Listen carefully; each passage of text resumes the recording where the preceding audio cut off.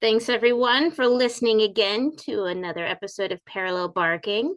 I'm Ariana Backer and here with Larry Becker, woof woof. Bark Bark. Actually, Today, more like, please forgive me, we're going to be passing gas today, as I understand it. wow, that is the first time you have apologized for it in my presence, so thank you. I Said I apologize. I we're in just noted, I just noted it's unavoidable present. okay, I get it. We're in the presence of company, so he's on his best behavior. I am on my best behavior. All right, so introduce the subject. All right, so on Monday, the 26th of September, it was reported that the Nord Stream 2 pipeline was leaking and the pressure had dropped on Nord Stream 1 and 2. And if you are wondering what the heck is the Nord Stream pipeline, that is the secure natural gas pipeline that supplies natural gas from Russia to most of Europe. Well, certainly through Northern Europe, Through Northern Europe. There you go. where it's colder than Southern Europe. So yeah, they need it. Yeah. So Danish authorities, tracked the leak, freaked out, of course.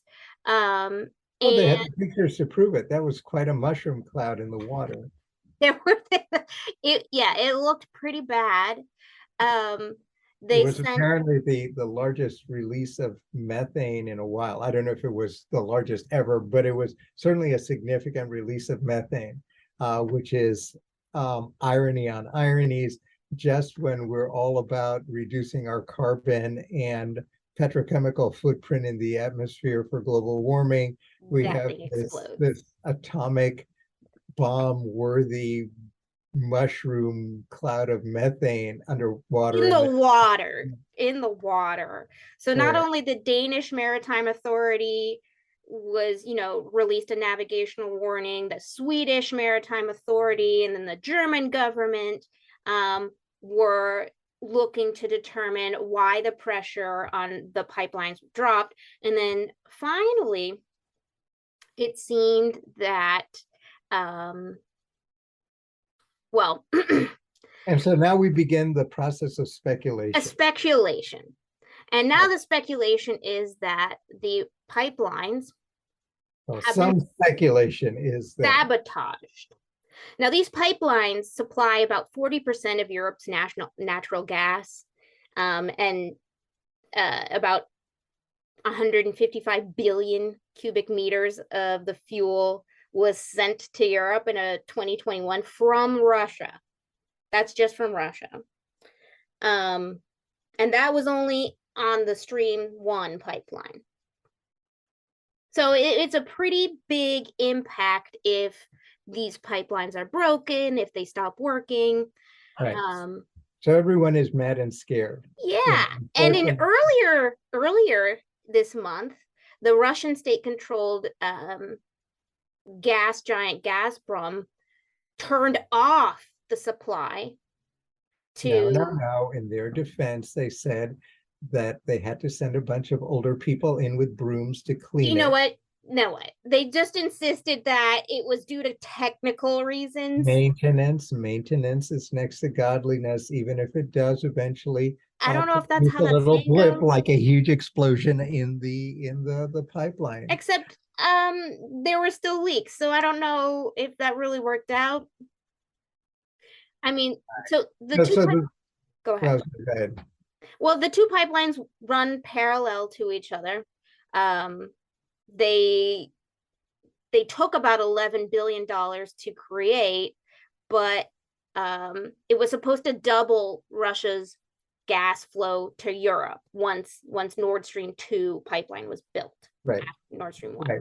And they're really critically important to the Russian war effort because this is the way that Russia can continue to assure itself of the funding that it needs from Europe. Oh, absolutely. Even as Europe condemned them, they're also paying them to continue the war. It's ridiculous. They could turn it on and off. I mean, how? Well, it's not ridiculous.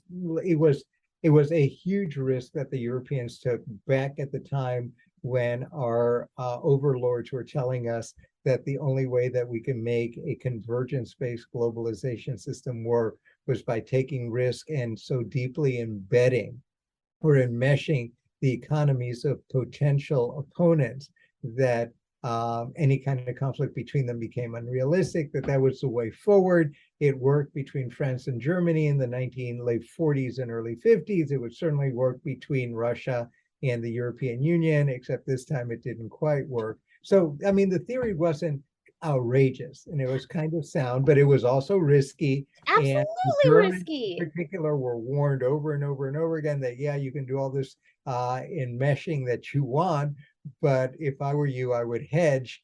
And the Yes, Germans, diversify. right, and the Germans said, what, me hedge when there's all this money to be made now? And they, basically sent a middle finger in the direction of anyone who second guessed what they were doing. Well, yes, I understand. This is Angela Merkel's least finest moment, although she will take to her grave the conviction that it wasn't her fault and that the theory was sound, and that clearly there was some demon or something that just That's always what happens. Yeah. anyway, but this is not as important as who did it. Let's talk about the sabotage. So I think it was okay, no, demons. listen. I think it was demons from Neptune. That's definitely what it was. Uh but what kind of demons?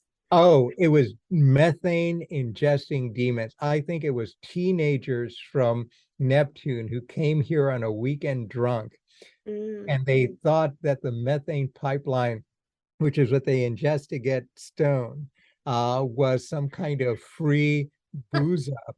And in their intoxication, they overdid it, and then they ran home, and they're hoping that their moms and dads will not find out that they've made a mess of this planet, and now the parents may have to come and fix it. Yes, so that's my view. That's my view of what happened to the pipeline. Well, Denmark and Sweden have a different view. No. Yeah. They told the Security Council that TNT dynamite was used to deliberately damage the pipes. Oh my goodness. Okay, so them pipes TNT. Been sabotaged. The pipes have been sabotaged. We're using TNT. This is very 20th century. It's I love this Wile E. Coyote. Yeah, this whole war has such a 20th century feel to it. I feel like we're in some kind of horrible costume party nightmare, or what's it called, a reenactment nightmare where people are dying, which makes it even more horrible. But this is like the last effort by advanced societies to pretend that it's still 100 years ago. And I think Snidely Whiplash was there. TNT, really? Okay. So okay, but then guess what Russia said? Oh, I know who did it then. Guess what Russia said? Guess. Wait, it was Spectre. For those of you who don't watch James Bond movies, you got to start watching. It was Spectre. Or it was, what's his name? The guy with Mini-Me. Come on, Dad. I know. It's really easy. Well, don't keep our Doctor Evil. Dr. Evil. It was Dr. Evil, and he wanted $1 million, and people laughed and said, $1 million, no problem. You want it in 20s. No, I meant $1 billion. Yeah, so again, this is my theory. And again, what I'm doing is mocking the theories that you're about to put forward. But Russia suggested that the US was responsible. Well, who else was Russia going to suggest? I mean, as far as the Russians are concerned, and actually, from our perspective, that's actually a very nice compliment. Because in a sense, what Russia is suggesting that nothing goes on in the world unless it's done by the Americans. Absolutely. I was thankful that we were included in the conversation. But that's also horrible, because if what the Russians are saying is true and we tease it out to its limits, it means that the Russian invasion was also the Americans' fault. Well, actually, they said that, so never mind. Yeah, what are you talking about? That's already been said. It's been said. All right, so of course it's the Americans. Yes. And yeah, okay. And so what's the next theory? They're all plausible, of course. I'm sure that every one of these theories has some measure of plausibility. Yeah, I mean, well, The Americans TNT, really? I'm still stuck on that one. But go ahead. Okay, so methane is still leaking from the pipelines, and that is what suggested the massive explosion, besides that giant hole in the ocean. Um, and the magnitude of the explosions were actually measured at 2.3 and 2.1 on the Richter scale. Um, Cool. Almost as bad as fracking in the US. All right, so I'm still not impressed, except well, I know that this is it's going to be just really bad. it equals about several hundred kilos of explosives TNT. of TNT. TNT. I keep thinking it's the Turner Network, and So they we're believe about 500 kilograms of that good old stuff was yeah, used. yeah, yeah. Okay. So the Russians say the Danes and the Swedes believe it's sabotage, but they aren't pointing fingers yet. Oh, no, no, no, no. Oh, they Two did? senior German lawmakers are pointing the finger at Russia. But that's Germans, not Swedes and Danes. Okay, well, President Germans Joe are, Biden agreed he's not German. that the leak was deliberately caused by sabotage, but did not Did he say. put on his wetsuit and go down there? Of course, you know he's got such physical strength that he could go down there and I stay mean, there. the last podcast we were talking about the absurdities of the Russian annexation. We're now jumping into the deep end of the absurdities of the Russo-Ukrainian war here in a context which is horribly serious. Do not for a moment think that we don't take this very seriously. No, this is serious. The narrative and discursive absurdities around it is what is driving this podcast, because it's almost unbelievable given the nature, the serious nature of this thing, that we are stuck with a leadership cast that and their and their press organs that lead people down these paths. Yeah, this is more of that Which is theater. why I Like, prefer the Neptune. At least the Neptunian story is more entertaining than, oh, some person in Mission Impossible from the 1960s, not the new version, decided to take a bunch of sticks labeled TNT. They used Elmer Fudd and some other cartoon submarine from the Acme Company to then put the TNT on the pipe and burst it, which is well, probably what happened. I'm when sure that the that's true. people who are running the show are from the 20th century and that's all they know. Well, I'll tell you, yeah. And for once, I wish we did have a time machine and we can send them back there forever in a kind of continuous loop where they can't do any damage. But all right, so the Russians blame the Americans. The Germans blame whom? The Russians. Okay, so they're even. What other stories have been circulating? Who else could have done it? You're about to say the Neptunians, and then I'll go, yay, I win.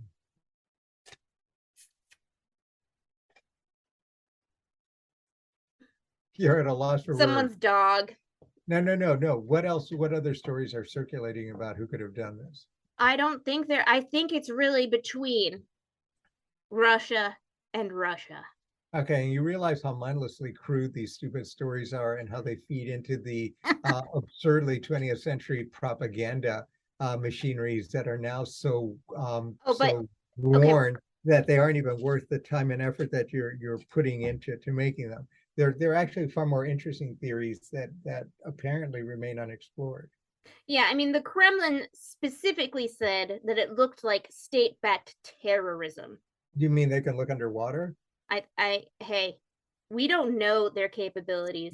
Back there. Well, I mean, yeah, the one thing that they are good at is mimicking language from discourses of systems that they know nothing about. But they are good mimic monkeys in that way. And sometimes they're very effective, especially when whatever mimic monkeying things they do is useful to one faction or another of the elites who are fighting for control and using the Russian crisis as an opportunity. That was cynical and mean, but that seems to be the way the world operates now among our leading caste parties. Yeah. but there's a modicum of something interesting there, which is what I was alluding to. So the Americans did it, the Russians did it. Neither of those, I mean, they could have done it because the operatives of states, you have to give the operatives of states enough credit to know that they could do abysmally stupid things against their own self-interest in the names of what they think are self-interest. So, you have to put it out there, and maybe it was the Americans or the Russians, but from a more logical perspective, rather than one perhaps that exists and is nurtured within the state security apparatus of both states, it makes absolutely no sense for either the Americans or the Russians to do this. It works against their interests. The Russians need the money and they want to be able to control. It's much more fun for the Russians to turn these things on and On off. and off. Why would you damage it? Why would you damage it? And it makes absolutely no sense for the Americans to do this because that would make it much harder for them to control somewhat reluctant European allies in the maintenance of a united front. So are you suggesting it's just some domestic terrorism who wants to break away from Russian? No, this is well above my pay grade. I have no idea who did it, but think about this. Who kept the internet going in Ukraine when the Americans were paralyzed? The Europeans were more than happy to sell Businessmen deliver and a women. private business person who supplied Elon Musk, right? Who has been working tirelessly to avoid a migration disaster in Eastern Europe. It's a bunch of NGOs. I mean, there are a number of private actors all over the place, many of whom remain of little interest to the press apparatus, and so they don't report on them. But there are a whole lot of actors running around this war. And one of the things about the Russo-Ukrainian war, like the Spanish Civil War in the 1930s, is that it's a space where all kinds of new and interesting technologies of war and conflict are being tested. Some of them we know about because they are permitted to be reported on by the press, some of which are well above our pay grades and we have no idea what's going on, but we can surmise or we can guess, which is, I mean, everyone else is guessing, we might as well guess too.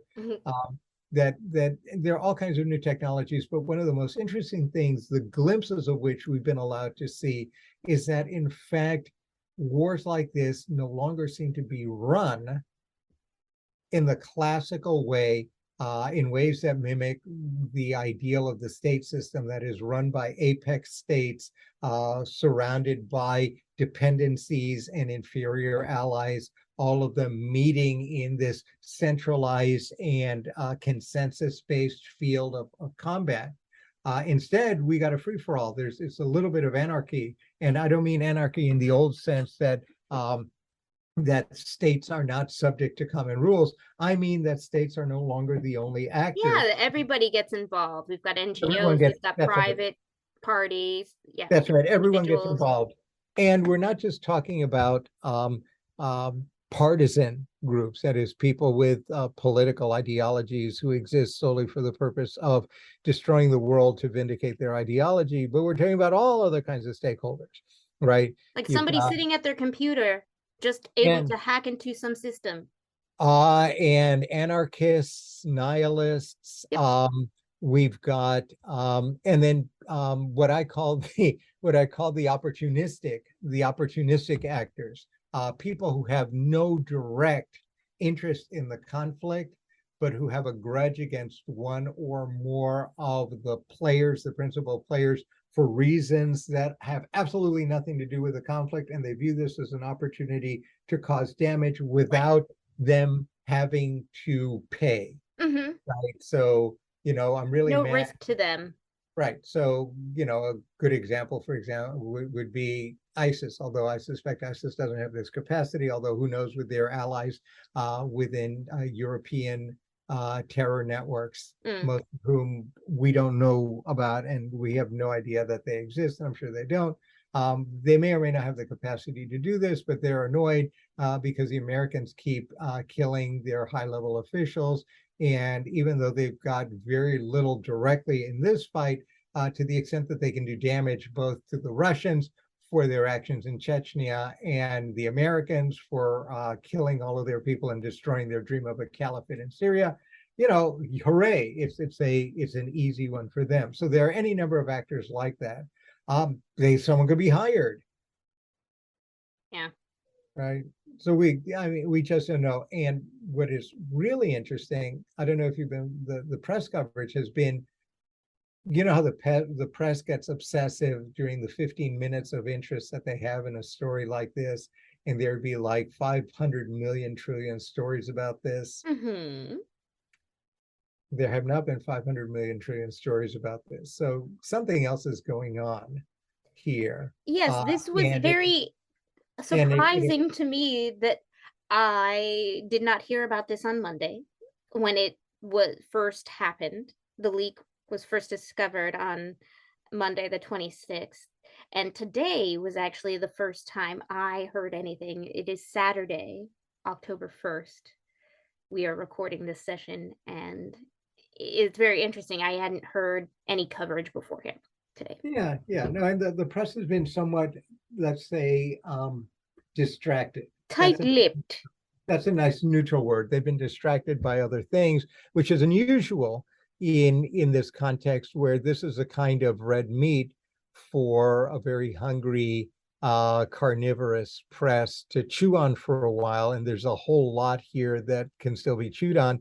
Endless speculation, doing incisive reporting, the heroic press agents interviewing people in a kind of Watergatey, edgy way.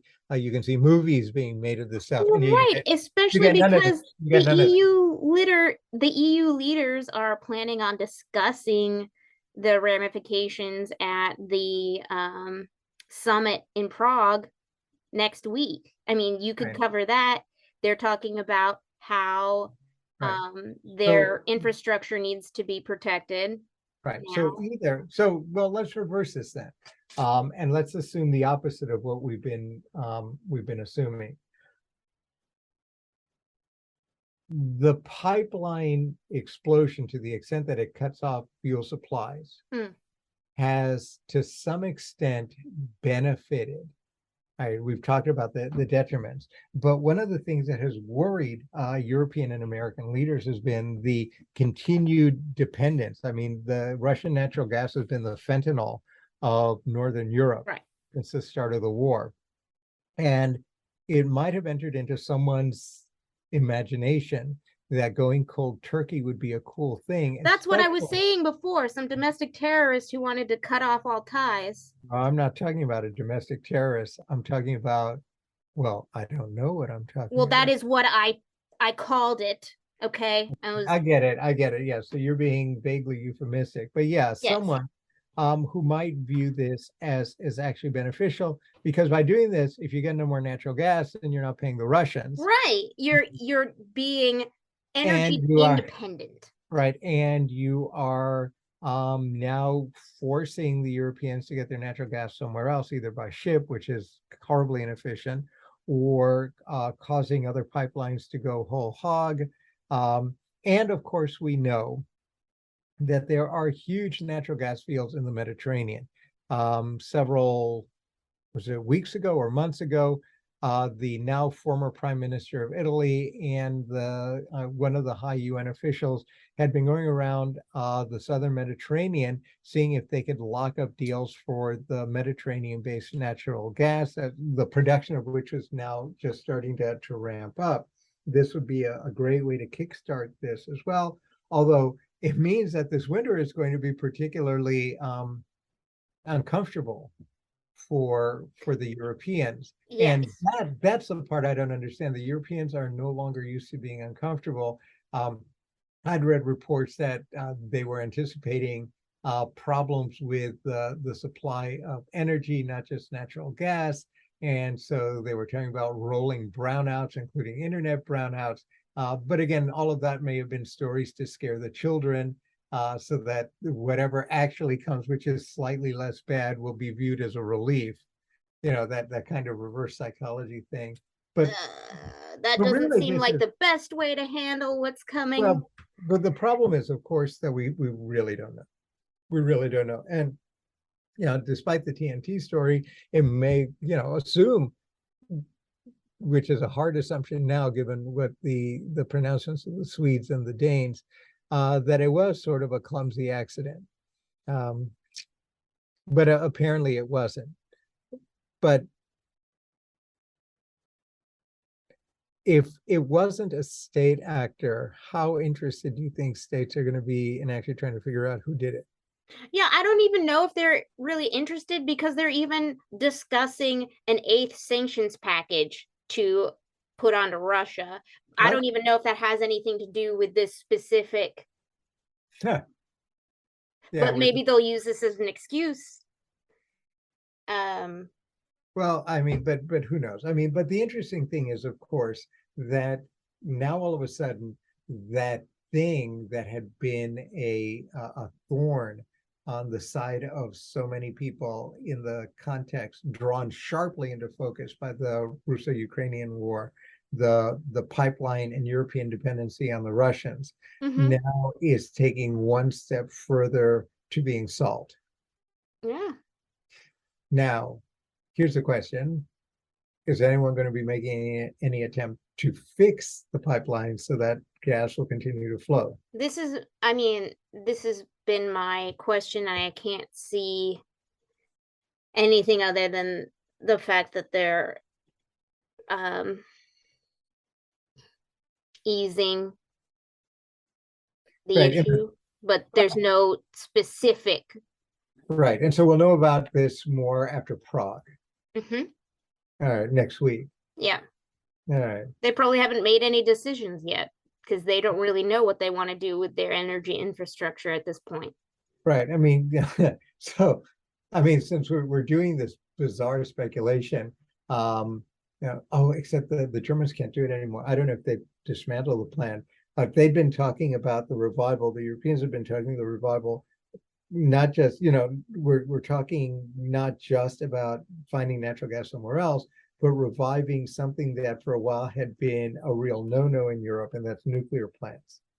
Yeah. You Oh, know, the yeah. only people who would be, but it takes so long to build them that, blowing blowing these the pipelines really isn't much help if it's going to take you 5 or 10 years to build a nuclear plant. Yeah, and Uh, I mean, in the research to go into the technology and the cooling plants and everything Plus the slowed environmental, down yeah. because people weren't interested in it anymore. I mean, it's speeding up more in the US because we have to, but Well, now maybe everyone will get one of those little windmills in Europe to generate enough energy to use electrical heating in their houses. mm, or Yeah, have like certain hours of the day that you can use electricity. Wouldn't that be fabulous? it's just like Cuba, Mm. right? So but it is interesting. Now, the real question, I mean, there's lots of real questions that we've been discussing, but one of them is, well, is this the last we're going to see of this kind of thing No. in Europe? And then what would be next? What other things do are supplied? Oh, wait, hold up. Well, the supplies, not very much. I think. I mean, the Russians have turned into a petrochemical state, and this is their big money makers. They're diverting this now elsewhere, so they're still going to be making money, but not to Europe. Um, but it just, yeah, the whole thing has a something of an air of oddity. And I guess once we find out, we'll go, oh wow, this is really obvious. Hmm. But it wasn't yet. But really what struck me was both um the lack of effort to either exploit this the way you could have exploited this, or to explain it, or to feel particular concern, since everyone had been just having nightmares about what would happen if the gas got turned off. Um, And now the answer seems to be, well, take 2 aspirin. We'll talk to you about it next week. Yep.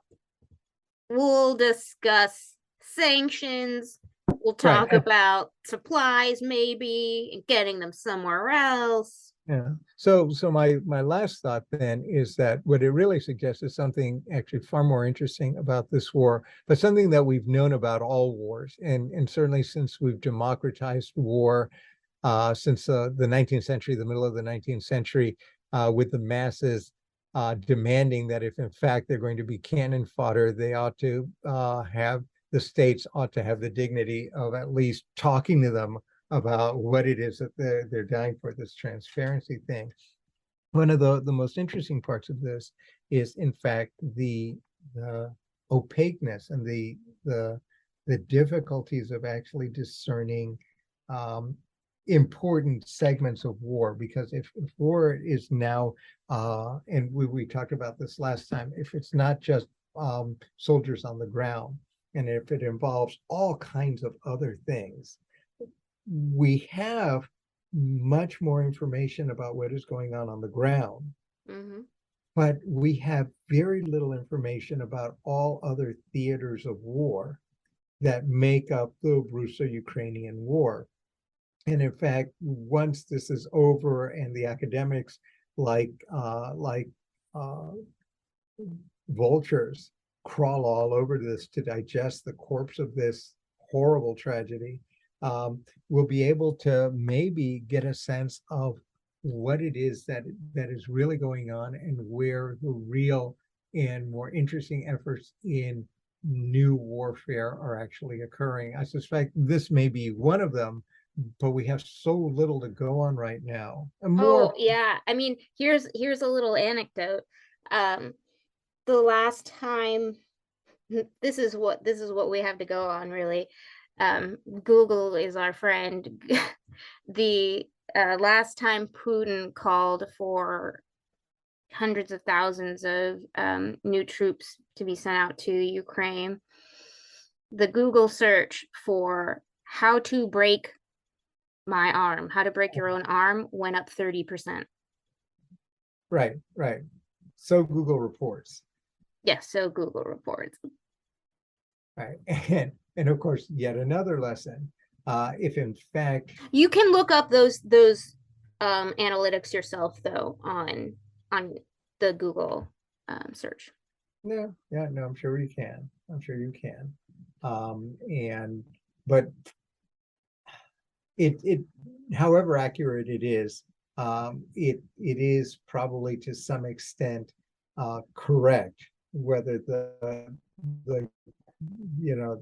details are right or not, that's probably correct. But yeah, all kinds of interesting things. But at the end of the day, I'm sticking with my story of the Neptunian teenagers on a bender. The TNT was just teenagers on a bender. On a methane bender. Yeah, methane bender. Okay, well, we'll know whether this is so or not when all of a sudden the UN Secretary General gets a call from a very apologetic Neptunian parent organization to apologize for the reckless behavior of their children, and then offering to pay the Earth for the damages that their kids caused. Hey, I think that is a really good guess, but I'm still sticking with the Wile E. Coyote missing Roadrunner. Roadrunner's still running off somewhere. With the Acme company TNT? Yes. Yeah, I agree. That would make more sense. TNT. God, that's, yeah, okay. The image, of course, now is burned in my head forever. On the other hand, it's nice to know that the old-fashioned stuff still works. So there you go, Dan. Yeah, modern warfare is still warfare. Anyway, that's all I got. Bark, bark. Thanks, everyone. We'll catch you next time.